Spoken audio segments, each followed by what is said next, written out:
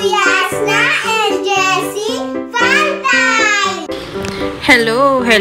Ngayon magluluto tayo ng pesang isda. Ito ay isang kapampangan dish.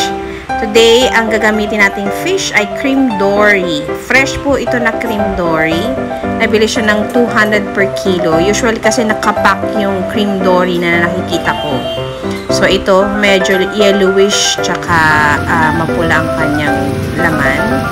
Una-una, ipiprito po muna natin ang isda. Pag naprito na, magigisa tayo ng bawang, sibuyas, tapos luya. Yan.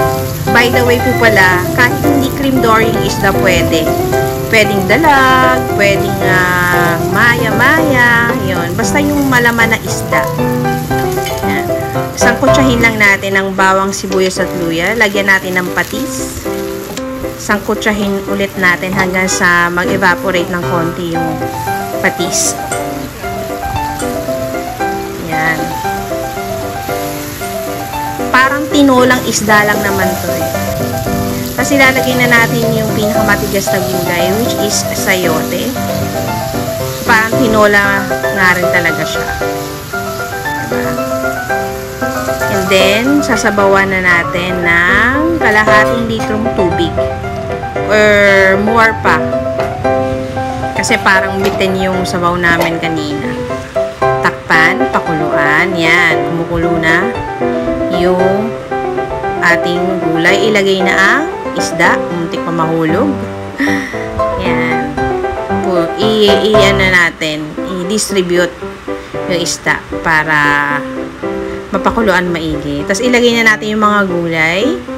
Malunggay, tsaka pechay yung napili kong gulay. Pero pwede rin siguro dahon ng sili.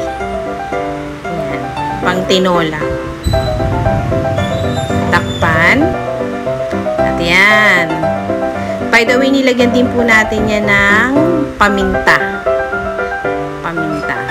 At tsaka, it's up to you. Dagdagan nyo pa ng kaunting asin or magic sarap. It's up to you para sa inyong taste. Yan. Ang sarap niyan.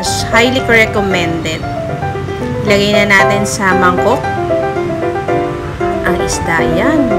Umuusok-usok pa. Ang sarap. Masarap din po yan. Maglagay kayo ng kalamansi, sili, tsaka patis para pang bahog sa kanin at sabaw habang kinakain. Ayan, marami pong salamat sa panonood.